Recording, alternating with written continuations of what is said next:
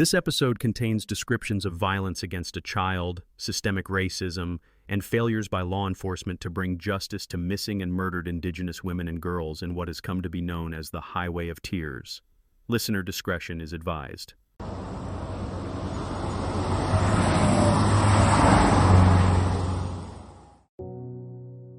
A teenage girl stands at the side of a quiet highway. She's dressed for a party, not a protest, not a funeral. A night of celebration lies ahead, but she never arrives. 10 months later, her body is found in the woods near an airport runway, close to home, but too far for justice. This is the story of Ramona Wilson, a girl taken too soon, and a family who refused to let her be forgotten. I'm Mark, and this is Northern Dark, True Canadian Crime.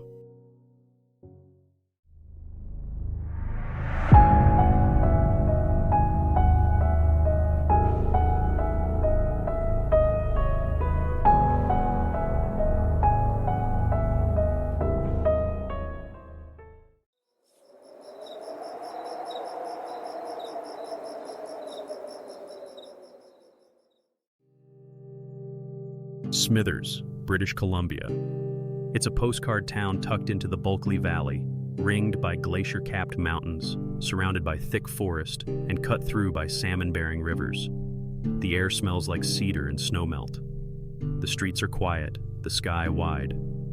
This is Gitxsan territory, unceded, sacred land. And this is where Ramona Lisa Wilson was growing up. 16 years old in 1994, Ramona was the youngest of 6 children, Gitxsan by birth and by heart. She was warm, funny, and full of life. Friends called her bubbly. She played outfield on the local baseball team, sponsored by the Native Friendship Center, and worked part-time as a dishwasher at Smitty's, the local diner. Ramona was known by those closest to her as kind, thoughtful, and quietly strong. Among her friends, she was the responsible one, the calm presence who preferred to observe but never hesitated to speak up when something felt wrong. Her family described her as joyful and generous, with a deep love for others and a quick, infectious laugh. But Ramona had plans bigger than her small town. At just 12 years old, she told her mother, Matilda, that she wanted to become a psychologist. She hoped to be the first in her family to go to university. Even as a teenager, she was already the kind of person others turned to, for advice, for comfort, for understanding. She had a notebook where she wrote poems, reflections, and dreams. She listened more than she spoke, but when she did speak, people listened. Her notebook was a quiet expression of a rich and thoughtful inner world, a place where she made sense of what she felt and imagined what her future might be. At home, she was deeply loved. Her mother, Matilda, often called her the sweetheart baby of the family. The two shared a special bond. Saturday, June 11, 1994 was graduation weekend. Teens were out celebrating. Ramona was in a good mood, singing, dancing around the house. She left around 9:45 p.m. Her plan was to meet her best friend, Crystal Grenke, later that night at a dance in Hazelton, but she never arrived. Crystal thought Ramona had gone to visit her boyfriend in Morristown, a village between Smithers and Hazelton. The next morning, Ramona's boyfriend called looking for her. By Monday, she hadn't shown up for school or work. Her mother went to the RCMP. When Matilda reported her daughter missing, she was met with indifference. RCMP officers told her to give it some time, just wait. They suggested that Ramona had probably run away due to problems at home and would turn up soon. Refusing to wait, her family immediately began searching on their own, calling friends and relatives, and driving around town hoping to find her.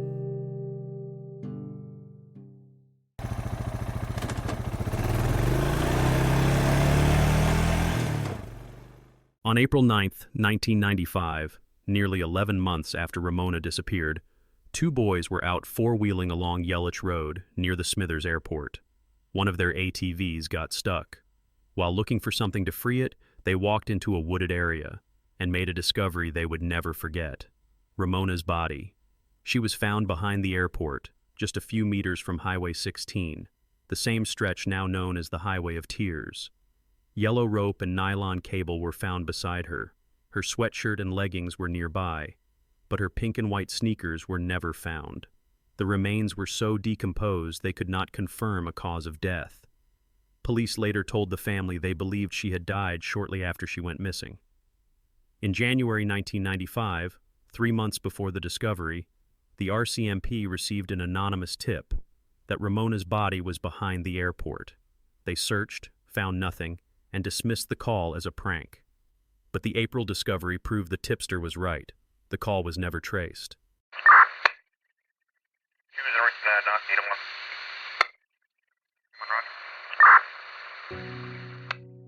From the beginning, Ramona's family felt ignored. When Matilda reported her daughter missing, she was told to wait, that Ramona had likely run away and would turn up.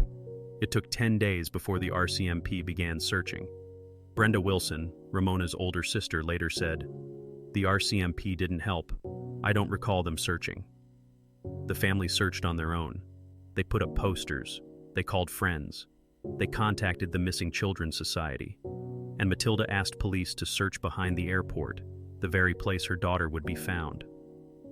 After Ramona's body was recovered, RCMP followed leads: a rumored party, possible sightings, a group of men in a truck. But no arrests were made, no names released, no one held accountable. In 2005, the RCMP launched Project E-PANA, a task force created to investigate murders and disappearances along northern BC highways. Ramona's case was one of 18 added to the list. The officers involved say the terrain makes these cases hard to solve. One investigator called it unforgiving territory. It's vast and unpopulated. It makes murders difficult to solve. They also acknowledged the role of racism. One officer said, "Along Highway 16, we have vulnerable women because of what the Canadian government did to Indigenous peoples." Each year, around the anniversary of Ramona's disappearance, her sister Brenda organizes a memorial walk in her honor. Together with family members and supporters, they retrace the approximately 7-kilometer stretch along the Highway of Tears to the place where Ramona's body was found. "It's a painful reminder," Brenda says, "of how many Indigenous women are still waiting for justice." "I believe if she was white, she'd still be here," Brenda says. For her, racism isn't an abstract idea. It's something she experiences daily. "It's just normal, an everyday thing. It's a part of life for me," she reflects.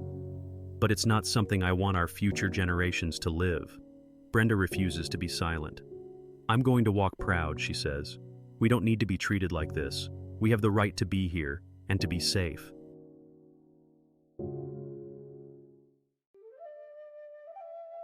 In the years after Ramona's death, her name became part of something much larger. Brenda took up the fight, not just for her sister, but for every Indigenous woman and girl along that highway who never came home. Besides organizing the annual Highway of Tears Memorial Walk for her sister, Brenda also played a central role in the 2006 Highway of Tears Symposium held in Prince George. This unprecedented gathering brought together families of missing and murdered Indigenous women and girls, advocates, Indigenous leaders, police, government officials, and community organizations. The goal was to raise awareness and demand concrete action to address the crisis along Highway 16 and beyond. The symposium resulted in 33 formal recommendations focused on prevention, support services, transportation access, education, and systemic reform. These included calls for improved public transit along Highway 16, culturally appropriate victim services, safe housing, and better coordination between policing and Indigenous communities. But despite the urgency behind them, most of these recommendations have still not been implemented, nearly 2 decades later. The lack of action, Brenda has said, reflects the same systemic neglect that allowed this crisis to grow in the first place. Brenda and Matilda both testified at the Missing and Murdered Indigenous Women and Girls Inquiry. Matilda told the commission, "Not a day goes by when I'm not wondering how long she had lived before she died. I could have easily gone down and been in the gutter forever and never come back out, but I have faith and hope." In 2019, the inquiry called the violence what it is: genocide, the result of colonialism, racism, and deliberate neglect. Still, no one has been charged in Ramona's death, and the cross where her body was found remains untouched, standing alone in the woods.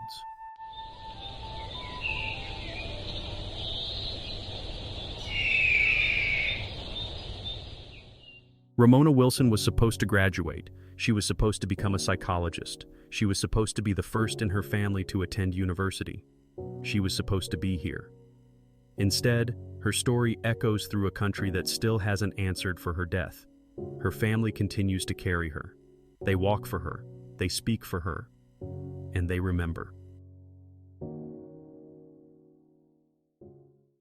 I'm Mark, and that was episode 5, Highway of Tears, The Murder of Ramona Wilson.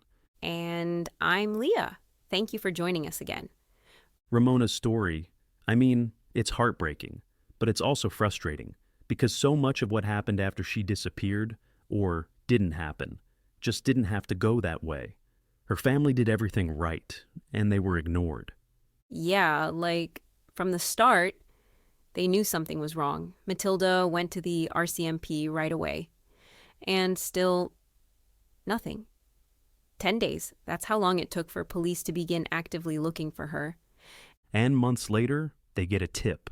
Someone anonymously told the RCMP that Ramona's body was behind the Smithers Airport. They searched, didn't find anything, and decided the caller was just messing with them. But that same area, that overgrown stretch behind the airport, was exactly where her body turned up. And Matilda said something that really stayed with me. She said, "I keep on thinking to myself, it's a local person that could have done this. The horse trails behind the airport aren't easy to navigate for an outsider. From the highway, it isn't even obvious how to find them." It's chilling. And she also talked about this feeling. Like maybe someone hit Ramona by accident. Maybe someone was drunk. And instead of helping, they panicked, she said. I still have this strong feeling that a drunk driver accidentally hit her when she was hitchhiking. It's a strong feeling that I can't get rid of. Who am I to say that that's what happened? I'm not an investigator to prove that. She's not guessing. She's trying to make sense of something that no one has been able to explain. And it didn't just stop with Ramona. In the time between when she went missing and when her body was found, 2 other girls were also found murdered near Highway 16, both of them just 15 years old. And not long after Ramona's body was discovered, another young woman, a 19-year-old college student, went missing from a gas station in Terrace. She was never found. All of them were Indigenous. And that's why we're talking about the Highway of Tears, and why the RCMP eventually launched what's now called Project EPANA. It's a task force created in 2005 to investigate unsolved cases involving women and girls who went missing along BC's northern highways, especially those believed to involve hitchhiking, remote roads, and vulnerable targets. EPANA includes Ramona's case, but it hasn't brought answers. Not yet. And it's important to say, a task force isn't justice. Ramona's family still doesn't know who did this. Her mom still visits the cross near the airport. Brenda still walks the highway every year. And Ramona's mom hasn't stopped carrying this pain. In an interview with the CBC, she shared a sweet story about her and Ramona. She recalled how she used to lie awake at night talking to Ramona after one of her nightmares. Ramona would climb into bed with her, even though she was a teenager, and Matilda would say, "You have to sleep now because it's school tomorrow. You just like my bed." And Ramona would just laugh. Yeah, and even after everything, Matilda still hasn't given up hope. She said she prays every day. Even if justice doesn't come in this life, she believes the truth will come when she leaves this world. And she still keeps Ramona close. In that same interview, Matilda shared one of Ramona's poems with CBC. And I think we should close by reading it. Yeah, let's do that. This is the poem shared by Ramona's mom. As I look out to the bright blue sky this chilly autumn day, there's no way I can thank the Creator, no way to repay, for the lovely sights to heart's content that He has let me see, for joys and laughter that I've lived, and the love that He gave me. Thank you for reading Ramona's poem. It must have been difficult for her to share that. I'm just glad her mother shared it with the public so we can see what a beautiful person Ramona truly was. This is why it's important we get this crime solved, to bring peace to her family. If you have any information about Ramona Wilson's case, no matter how small, please call the EPANA tip line at 1-877-543-4822 or contact the Smithers RCMP at 1-250-847-3233. You can also submit a tip anonymously through Crime Stoppers at 1-800-222-TIPS. Every tip matters. You can follow us on X at Northern Dark TCC, and if you found this episode meaningful, please share it. Please consider leaving us a strong rating on Apple Podcasts. Your support helps keep victims, like Ramona's case, out there and the story alive. This is how pressure builds on those who can bring change, to make change happen. To everyone listening, thank you. This podcast exists to bring light to cases that need answers, or that have left deep wounds in their communities. Next week, we head to the Maritimes to revisit a 2002 shooting that left RCMP officers dead and a region in shock. Until then, take care of each other.